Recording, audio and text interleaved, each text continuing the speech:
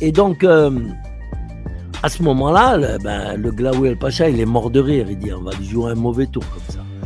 Et à un moment, ils disent, il faut assurer la descendance de Mohamed V pour que le fils ou la fille qui naisse soit juif, puisqu'elle, elle était juive.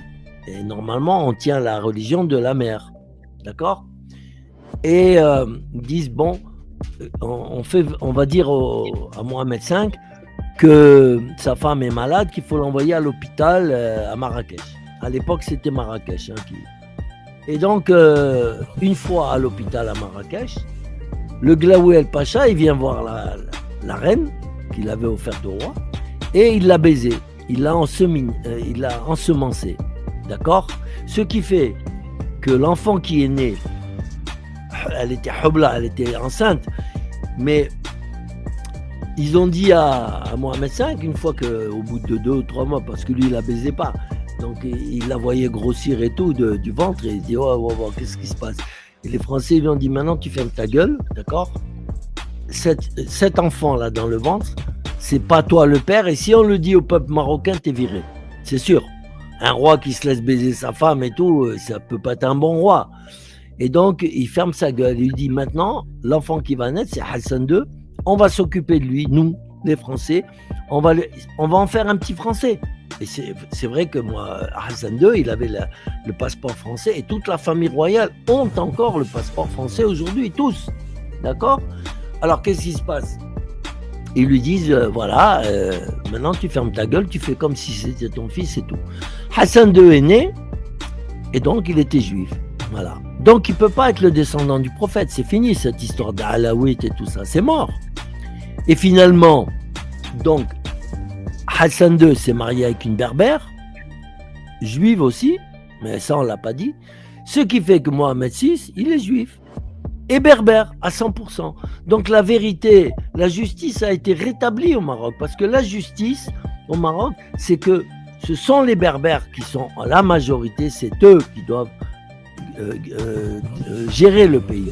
D'ailleurs aujourd'hui, Mohamed VI il fait tout pour que les berbères, voilà, et le premier ministre il est berbère, la plupart des ministres dans le gouvernement sont berbères, mais il le fait en douce comme ça, sans en parler au peuple, parce qu'il risque d'y avoir une guerre civile. Sauf que moi, j'ai mis mon nez là-dedans et voilà.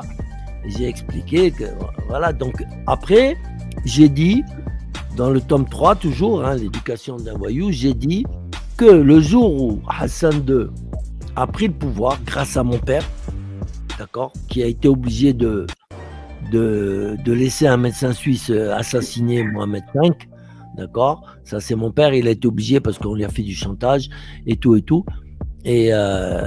c'est lui qui a fait le certificat médical de mort comme mort naturelle et tout ça, bon bref. Et j'ai dit donc à Hassan II, le jour où il a posé son cul sur le trône du Maroc, le Mossad s'est installé au Maroc, voilà.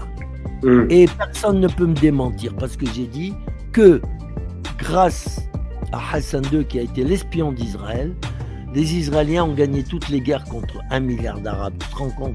Parce qu'ils savaient tout à l'avance, ils savaient les plans des Arabes et tout, puisqu'il y avait des réunions entre pays arabes, et ils savaient tout, ils disaient tout aux Juifs, d'accord ? Ils les renseignaient, et c'est, voilà. Donc je dis que ça a été le plus grand espion d'Israël, ça a été Hassan II, et son fils aujourd'hui, il a été pris en flagrant délit, avec le logiciel Pegasus, ouais. D'accord, qui prouve qu'il continue à espionner le monde occidental pour Israël. Et maintenant, le mariage est en train de se faire et tout. C'est comme ça que tu veux que je dise. Moi, je ne suis pas tout à fait contre, bien que j'apprécie pas trop les sionistes ni rien,